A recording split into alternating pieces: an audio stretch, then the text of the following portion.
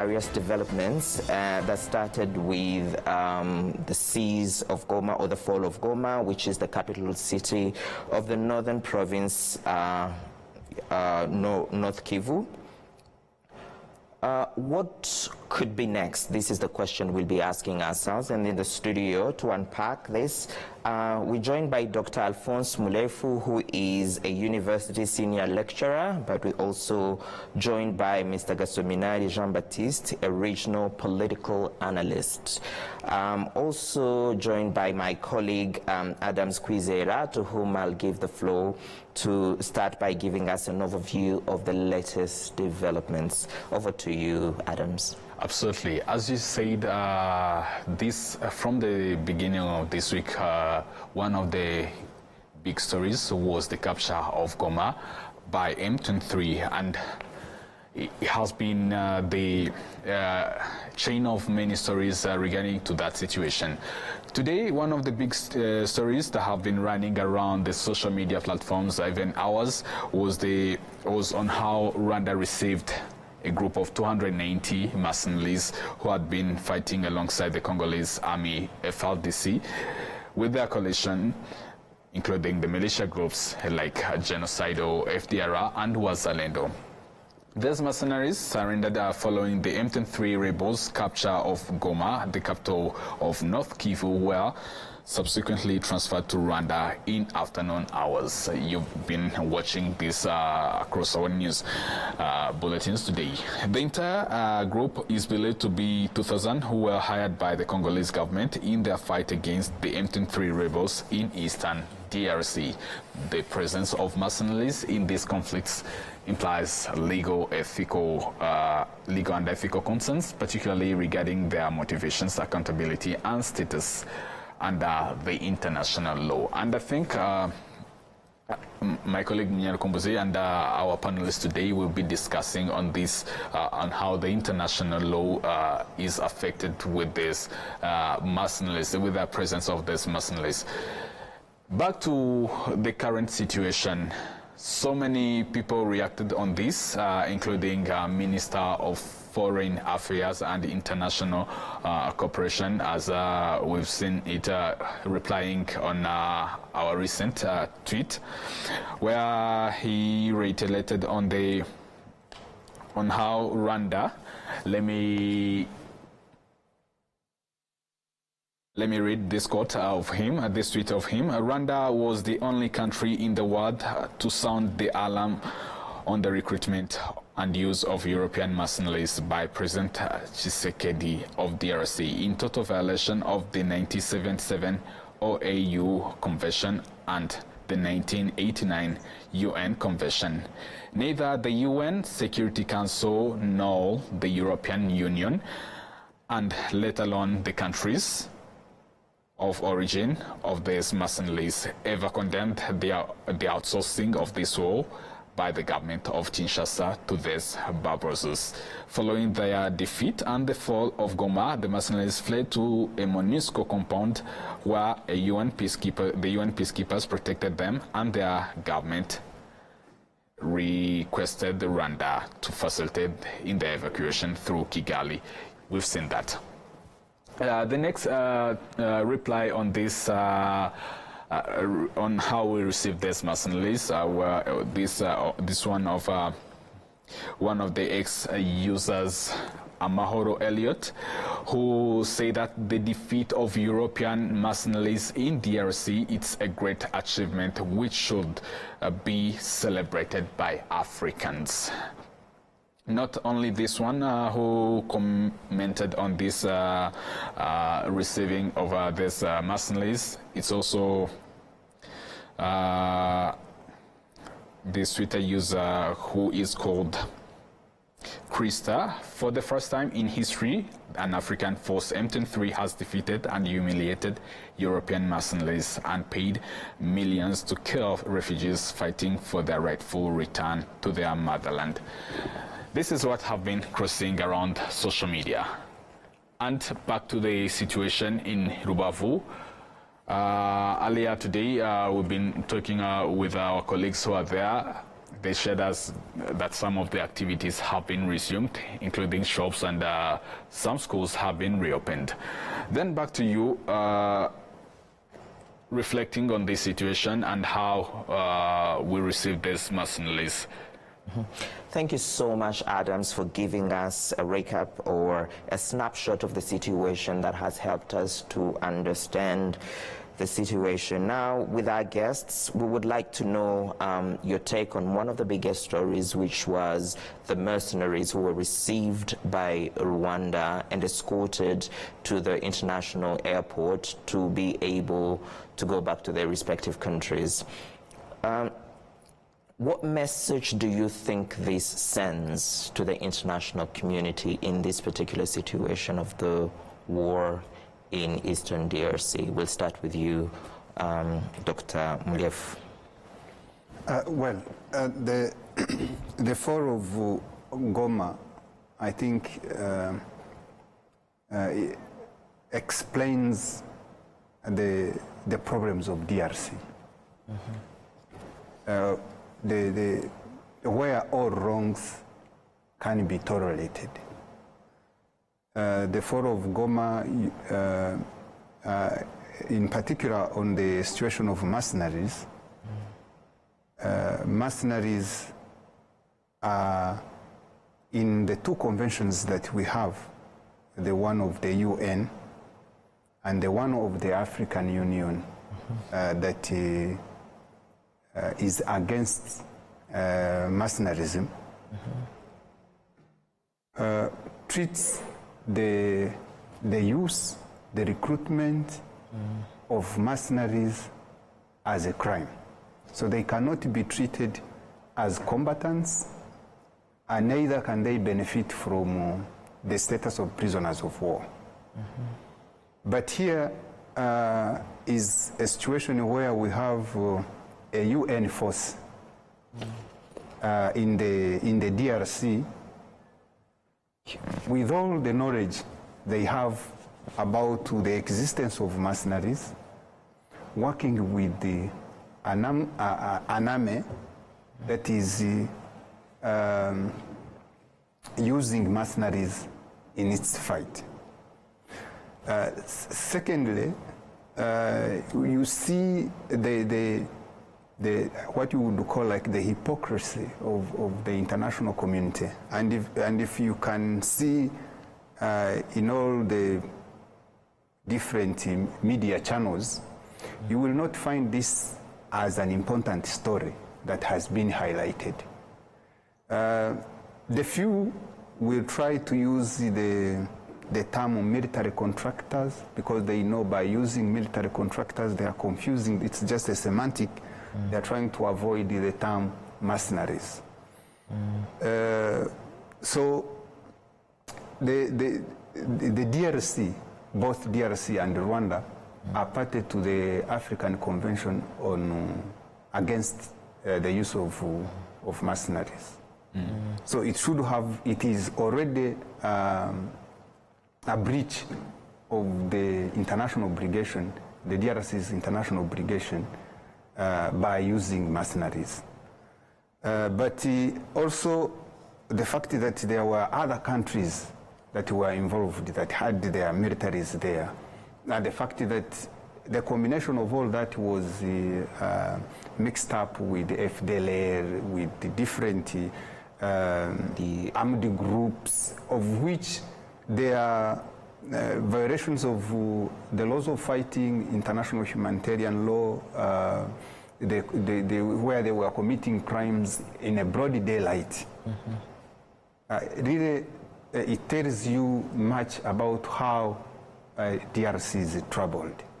And I hope probably this will send a message to different interested actors in the region to try and at least try to find a proper understanding of what are the real issues in the DRC. So thank you very much. From what I understand, you're talking about what the international law says about mercenaries and their use, and you also alluded to the fact that many people are not using the word mercenary. They are playing a semantic game so that they might not be held accountable or for any other purposes. Mr. Gasominadi, so what do you think the fact that these mercenaries, who were not supposed to be used by any country, according to what Dr. Mulefu has just shared with us, what do you think the fact that there were allegations that Rwanda is behind M23, but in that situation, there were mercenaries who were used by DRC to fight against M23. Now those mercenaries are given protection, in a sense, by Rwanda to go safely to their homes. What message does that send to the international community, in your view? I think the international community is not short of messages that come from this region. But what they are doing is trying to ignore the message that is being sent and the situation, the real situation that is happening around DRC and around the region. So for me, what I see actually, it's not that the international community does not know that using mercenaries is a crime. But the trouble we have with the international law is that it's a law that is difficult to enforce. So everyone knows that you have breached an international convention, but no action is taken, and because no one can enforce that, then it just becomes like, you know, well, people will know that something wrong went or was done somewhere by somebody, but no one will be held accountable. Coming back to the question that you asked me about the allegations that Rwanda might be behind or backing the M23. So they are just allegations. They are allegations, and I think everyone is free to make a statement and to allege anything. But when you allege something, you have the onus or the burden to prove, to bring evidence about what you are alleging. So apart from just making those statements that Rwanda backs M23, no tangible evidence is being put forward to convince people that are told about that allegation. So in my view, yes, you can allege whatever you want to allege. The issue we are having with DRC and the issues happening in DRC is that the international community tend to close their ears and eyes about what is going on in DRC, done by the DRC government officials, and they tend to seek somebody who is responsible for what is happening in Congo. It's as if Congolese officials cannot be held accountable for anything. So if anything goes wrong in DRC, the fault belongs to other people. So this is something that we have been observing for quite some time now. It has become like a culture. So Congolese are not adults enough, if I may allow myself to use this word. They cannot be held responsible for anything. So anything happening to Congolese and to Congo, then we should find a culprit somewhere else. And this is something that the international community has adopted as a norm, which is ridiculous in itself. And the authorities in the DRC have taken it as something that is granted, because no one is asking them to be accountable for what they are supposed to be accountable for, because they are the ones administering DRC. They are the ones benefiting from everything in DRC. But is that an easy way out in your view? Definitely yes, because you know, when you are not being held accountable of what you should, then you realize that, well, because no one will ask me to explain about what I have done, then I'm allowed to do everything. So because that so-called international community, I'm sorry to use this word, for me it has become a word that lacks its meaning. Because if it had a meaning, then the voice of Rwanda or the voice of Burundi or the voice of Somalia would be also considered as the voice of the international community. But when we talk about international community, mainly we are talking about Western powers, the big 5 countries that have a veto in United Nations Security Council. Now, actually, it is not the international community, but it's a community of powerful countries that can dictate their will to the rest of the world.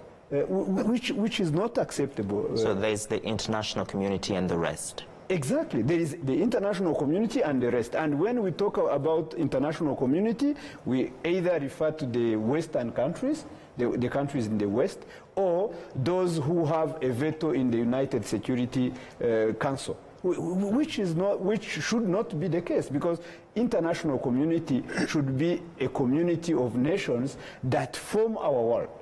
But when you take some and ignore the rest, then there is a problem. This is what is going on in DRC today. So DRC thinks that they are allowed to do everything.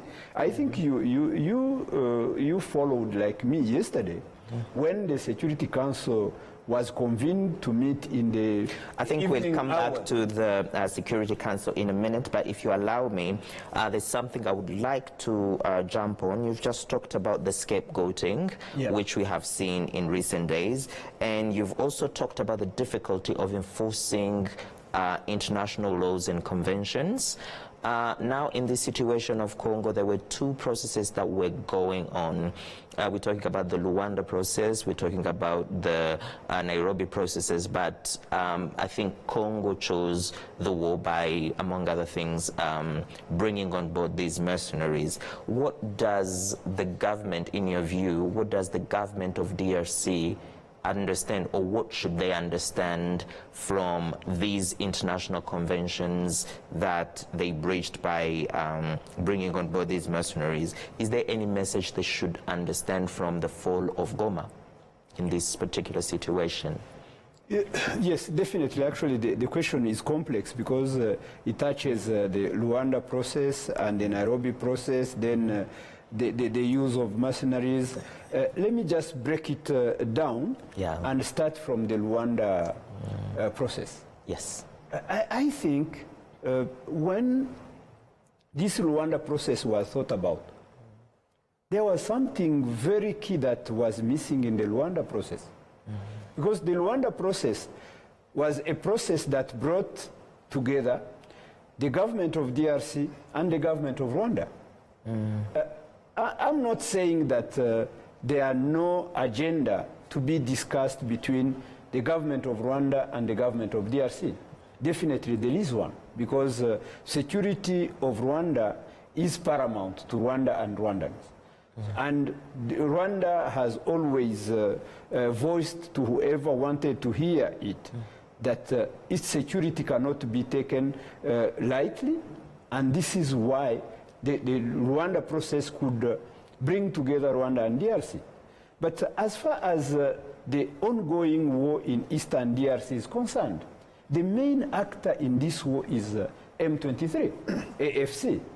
So if the AFC coalition is the one fighting in eastern DRC, then any process that does not include them is just is to fail, because they are the ones fighting, they are the main component of the whole process, then they are left behind. What were we expecting from Rwanda process? Thank you very much for mentioning that shortcoming of the Rwanda process that did not consider the presence of M23. Dr. Mulefu, what do you think the government of DRC should learn from the fall of Goma? In this context that we've been describing. Actually, I think the exclusion of M23 is intentional. It's intentional because it feeds the DRC narrative that the conflict is between Rwanda and DRC. But at the same time, in their defense, they've been saying that they can only negotiate with a state, with a government, not a group of rebels, in their words. Yes, but it is that group of rebels that has claims towards the government. So if you do not negotiate with those that are claiming to be owed something, then you're technically trying to avoid your responsibility because it is the group they don't want to negotiate with that is requesting for their families to be returned, those who have been in refugee camps for over 20 years. It is that group that is requesting for the stopping of the marginalization, the persecution of their communities. So they have claims towards the government of DRC.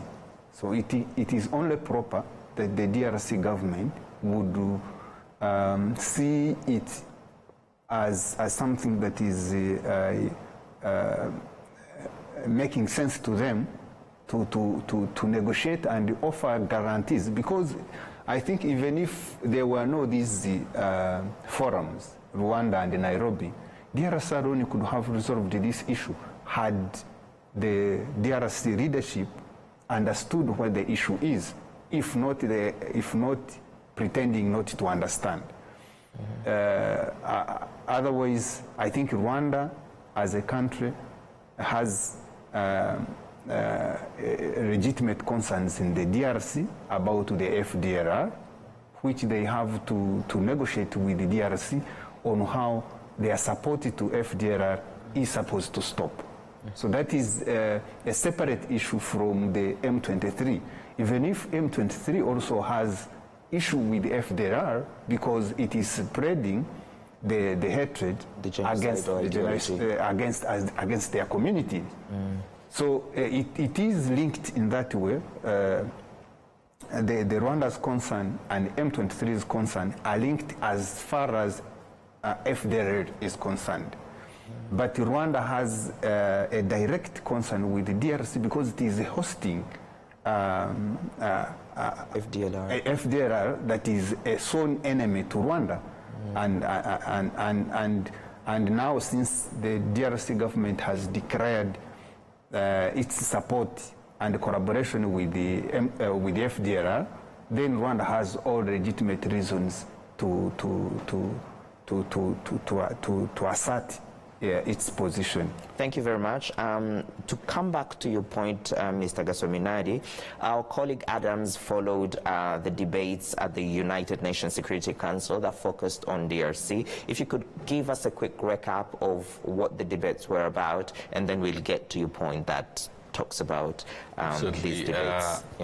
Gasominari reiterated back on the international community and its role, especially in this conflict. You know, there have been so many alerts that even not only the EAC but also Rwanda has alarmed the international community on this issue. Last night, the debate again showed that some countries are still blaming Rwanda while they dodge the truth about the root causes, as it has been repeatedly reiterated. Rwanda's permanent representative at the UN, Ambassador Ernest Rwamucyo, reacted on their claims where he highlighted Rwanda's humanitarian acts that brought the world's attention to the use of mercenaries by the DRC government.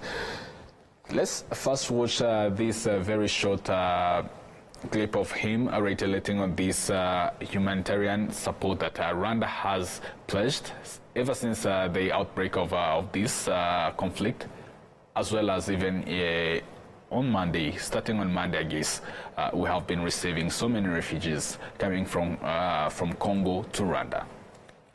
Mr. President, the action of this coalition are equally devastating for Congolese.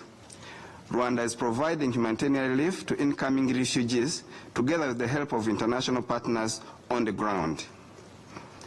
A temporary refugee camp has been set up in Rubavu to provide further assistance and shelter to those who are displaced.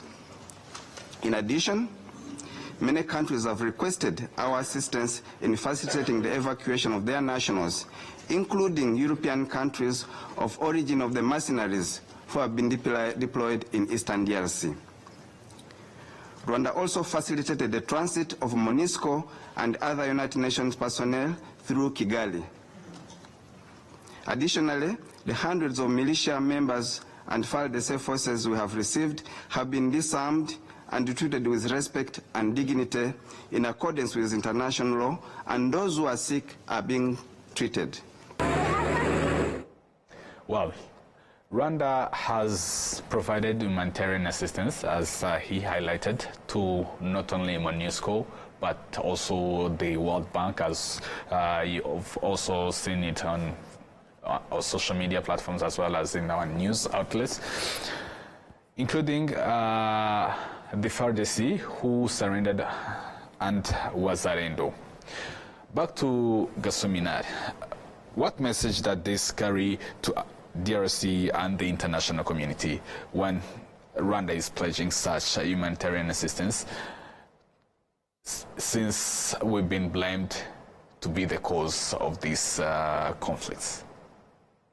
Well, the first message that Rwanda is sending to the world is that it's a state that do respect international law, that it's a civilized country that do respect all the laws and the practices of all civilized countries.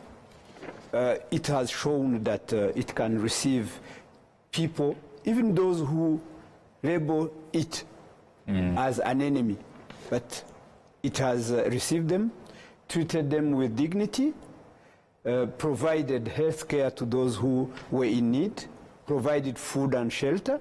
So I think this is a clear message that Rwanda is not what it is being portrayed to be. I think this is the message that the world has captured from what Rwanda has done during this crisis and during the fall of Goma and the fleeing of the soldiers and the civilians who were coming from the other side of East border. You are an expert in law. What could be the next for these mercenaries? Because even in the afternoon, in this evening, they were evacuated from Kanombe International Airport. What's next? Can they be sued for the crimes of war? Well, this is complicated. Actually, earlier on, I said this is the challenge of the international law. I do not know, well, the convention on the use, the convention against the use of mercenaries has been adopted. But we do not know if it has been domesticated in the Romanian law. For maybe yes, ratification, but ratification does not. Is not enough. Actually, it needs to finish the whole process for it to be domesticated into national law so that it can be enforced by the judicial authorities of that country. So I was saying that I'm not sure if Romania has domesticated this, this convention, if it has made this crime a crime that one can be prosecuted for and be held accountable for doing it outside Romania. I do not know that. I cannot make a comment. So I was saying it is complicated because if it is not a crime in Romania, then definitely those people cannot be prosecuted for that if it is not considered a crime in their country. But in countries where this constitutes a crime, definitely after leaving DRC, after going back to their country, the judicial authorities in their country are free to prosecute anyone who is suspected to have committed a crime, being on the soil of Romania or outside, if the law provides for that. So it is hypothetical. I cannot say that automatically when they get there, they will be arrested, interrogated, and probably prosecuted for what they have been doing in DRC if it is not considered a crime in their country.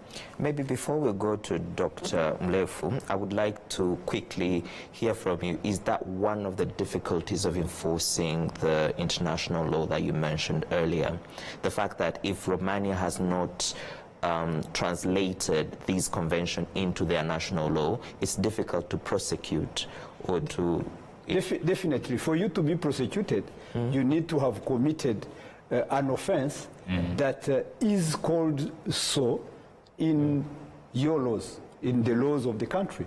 So because when there is no offense, there cannot be any prosecution and therefore no punishment. So, Dr. Mlefu, what do you think is going to be the next step when it comes to these mercenaries? Any other ideas? Well, if they have been transferred to their country, probably what could have happened, and maybe it would have taken time for people to negotiate and all that, was if they had been kept in the DRC, if M23, because they committed these offenses on the territory of DRC. And the M23, even if it is a non-state actor, could have stubbornly kept them as criminals. And they wouldn't, and of course that would have raised the other issues for a group that has already a lot to deal with, but that could have been one. They got to Rwanda, they did not commit these acts on the territory of Rwanda, but Rwanda is a party to the Convention Against Mercenarism for the African Union. But to have a right and to exercise it is a choice of the country. For diplomatic reasons, they've decided to send them to their country because they were requested to be sent to their country. So, what is going to happen? It will depend on their mother country, what it intends to do with them. But I don't think we shouldn't expect them to be prosecuted because even these, because you have to remember that. You find that mercenaries, the way in most cases they operate is that the company in which they belong is registered to a country where it is known that there are laws that tolerate those kinds of acts. But if you go through most of them, these are people who have been trained through what they call French foreign legions. So people who can register, who are non-French citizens, who register and get trained and serve for military purposes for France's interests, and then later after serving, they become like, they would normally be like veterans, but then they go back to their countries and they in most cases register to these different military contracting companies and mercenary groups like this one. I think it was very well crafted because, as you said earlier, they were called contractors. Some of them called them trainers. I think I saw that on social media earlier today. What do you think we should understand from the fact that instead of prosecuting the people who were committing the crimes, we've seen them, we've seen the images, we know where they came from and what they were hired to do. And instead of focusing on that, we're really talking about Rwanda backing M23 to create chaos in the region. When we put those two together, there are allegations on one side without proof, as you said earlier. And on the other side, we have people, we can see their images, they have talked to the media, but still the focus is on the allegations that do not have proof. What's your analysis on that? Well, for me, I think we shouldn't even spend much time trying to create an equivalence here, to say there have been so many bad things that have been committed in the DRC, so Rwanda. No, because Rwanda has legitimate concerns in DRC. True. And it is in its full rights to ensure that those security concerns they are addressed. And I think Rwanda has not been unclear about that. So Rwanda has its security concerns. Those who claim that Rwanda is supporting M23 are not ignorant of those Rwanda's concerns, and it is not to say that they don't know that the concerns of M23 are different from Rwanda's concerns. And as I said, probably there is where those concerns meet. Intersect, yes. Yes, but it is not to say that. Those who try to say Rwanda is supporting M23 is a way to justify the DRC's failure to deal with its situation. And those who benefit out of the chaos, out of the confusion, to allow those other exploitative activities that happen in DRC to continue. Well, so when we're talking about the hypocrisy, you talked about hypocrisy earlier. Mr. Gasomina, do you see that hypocrisy as well? Yeah, definitely. Everybody sees it. Everybody sees it. It is clear, like water, that the international community, when dealing with issues in DRC as a whole, and Eastern DRC in particular, does it with hypocrisy, because they cannot claim that they do not master what is going on there. They have been on the ground since 1999. In DRC, it's where the international community has deployed the biggest force, UN peacekeeping mission, in the name of, it started when it was called MONUC. Okay. Then it changed the name to MONUSCO. But since 1999, the very first mission it had been assigned was to deal with the FDLR issue, repatriate them, and pacify or bring about peace in the eastern part. But since 1999, the FDLR issue has never been dealt with. So they cannot claim that they do not know about this particular problem. They know very well about it. But when it comes to telling the truth about it, then that's when hypocrisy comes in. They, instead of saying, we know the main cause of insecurity in Eastern DRC is this, they try to find other justification just to justify their presence, because they have been there without being accountable. They have been allocated budgets of billions of dollars, which they spend every year. But if you ask them about the results, what they have achieved with the budget they have been given since 1999, I think they have no answer to give. This is why they are tolerating everything. This is why they are being either they were given a mission to maintain the issue the way it is, the status quo, or they have another agenda they are pursuing in the eastern part of DRC. But they cannot say that they do not understand the issues, or that they are not conversant with what is going on. They know everything. They even know what an ordinary citizen from this region does not know. This is where this hypocrisy comes from, and everybody sees it. But a little bit question. Recently, General Chirumami was killed, and it was announced that MONUSCO was there. Even during his reign, they were working together with him. Yes. Today, we saw a new appointment of the new governor of North Kivu province. Yes. Yes. Do you think General Evariste Somo? General Evariste. Yes. Yeah. Do you think that General Evariste will work with the M23, or he will go against him, as it is assumed that it is part of his mandate? No, he cannot work with M23 because he's a government appointee. The reason why I asked that, he knows how they operate. He knows that they are the ones that killed his successor, Chirumwami. So how do you think that can...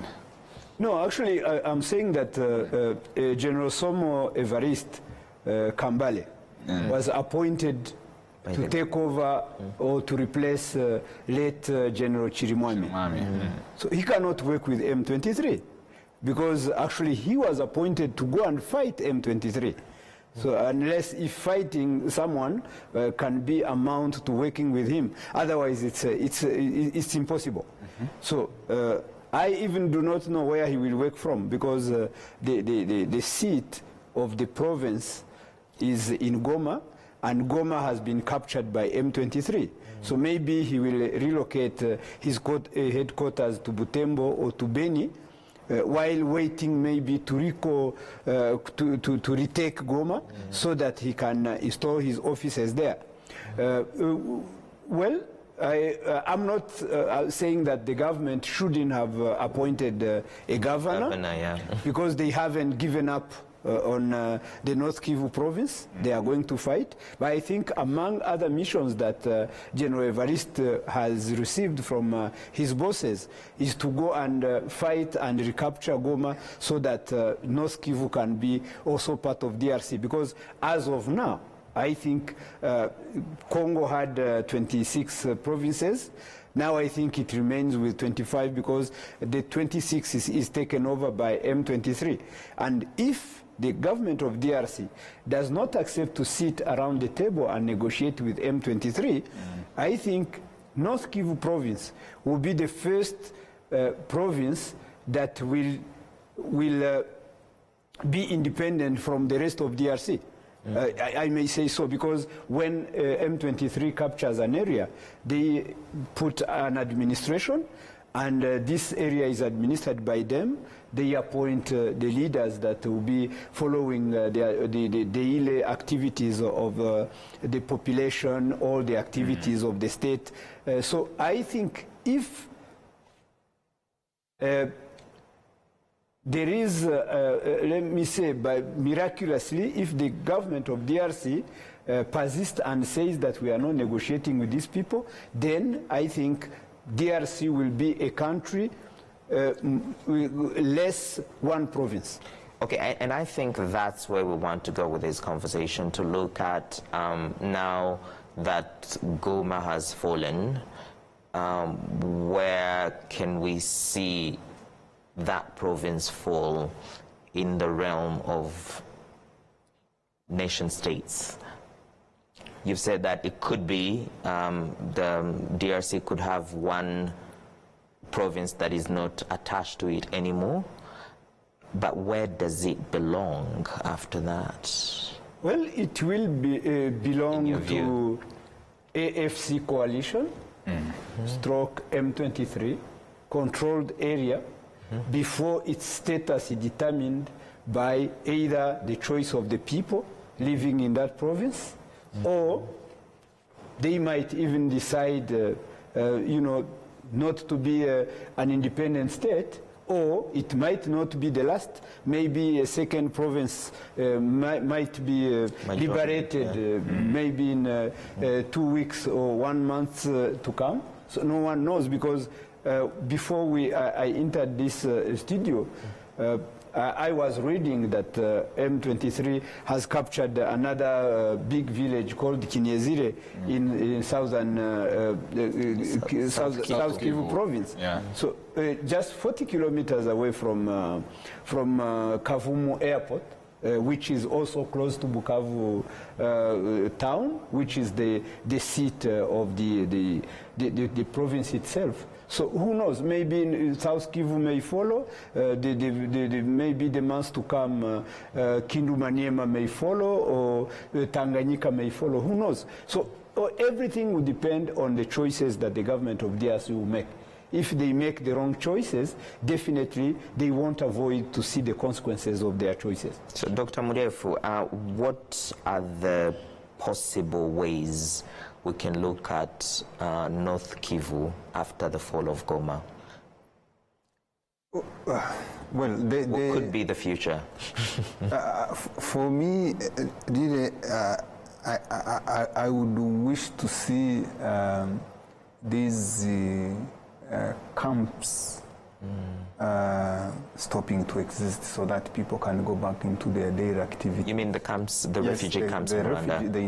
The IDPs, no, the internally displaced camps within DRC? Within DRC. Oh, okay. Where these, so many people are living under the humanitarian support, going back into their daily activities.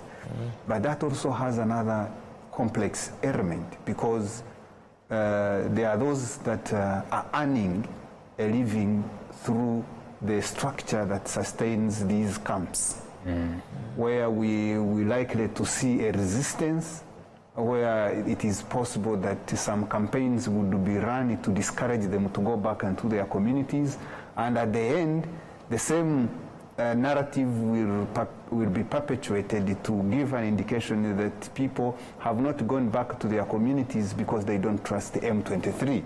And then the situation stays there because it sustains another industry altogether. So that is not to undermine the importance of humanitarian assistance, of course, but certainly we have had similar experiences before when Rwanda moved to DRC and returned Rwandan refugees that were in these camps, how most of these Western NGOs were very angry about Rwanda.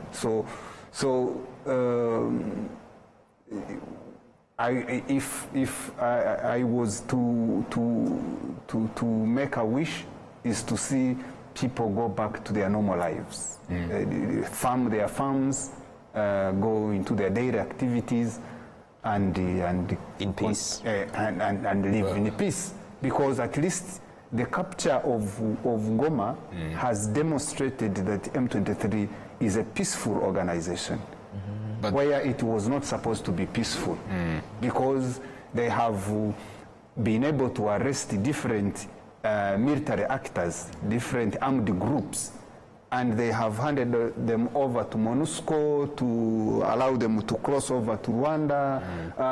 If they were that violent, I think they would have started with those because they had legitimate reasons against them as well. So, so for me, I think all these Congolese people in different camps should feel safe to go back to their farms and live their daily lives, and then we wait for what will follow next between M23 and the DRC government, because for other areas that are under occupation, M23's occupation, for over now a year, it is claimed that they live in peaceful situation and less violent circumstances than those that are living in areas that are under the government's protection. That seems like there can be a will of the government itself, because we've seen even this rebel group, the M23 itself has been urging the government of Kinshasa to have this will. Recently, when President Paul Kagame was in Turkey, urged President Erdogan to involve and be the mediator in this issue. Later on, we saw another tweet from the spokesperson of the presidency of DRC, reiterating that the African problems should be solved by the African themselves, which seems like they are pushing back that mediation request. Isn't this seem to be a very another unwilling to solve this long-lasting solution? I think issue. Yeah, I think the DRC president is trying to, as much as possible, to avoid a situation that would make him concede to what he had claimed publicly that he will never do. He has repeatedly said that he's not going to negotiate with M23. And the problems of DRC cannot be solved if he's not willing to negotiate with the M23, because they are the ones that have claims against his government. So to try and avoid other actors being involved and stick to African problems being solved by Africans, actually, as I said, even DRC itself, without the intervention of any other mediator, is capable of resolving DRC's problem. Because the DRC's problem is, how do you return your citizens that have been in refugee camps? How do you have a governance system that is not persecuting a part of your communities? How do you have a governance system that does not support armed groups that are threatening security of other countries that are your neighbors? That is something that is within the powers of DRC. Then if it has issues of capacity, then it can discuss with these countries that are concerned with that have security concerns in DRC on how they can collectively address those issues. So I think you talking about a possible solution that could be found by DRC, that could have been found by DRC even before all these developments occurred. But one may wonder, in this particular situation, with the fall of Goma, with the mercenaries going back to Eastern Europe, with the debates at the UN Security Council, and if I may put it that way, the hiatus of the Rwanda processes and Nairobi processes, what could be the viable solution to reach the situation where people could go back to their daily activities, go back to peaceful relationships with their neighbors, other provinces in DRC and the neighbor in Rwanda and the international community in general? Where is the ray of hope, in your view? Maybe let's start with well, I think Dr. Murefu has highlighted it very clearly. Everything depends on the will of the government of DRC to solve all these matters that are under its jurisdiction. So if they have the political will, they have all it takes to bring about peace in the country, to change the governance, to assure and reassure everyone about its security and safety in its country, to create an environment where the refugees and the internally displaced people who return back to their villages in peace.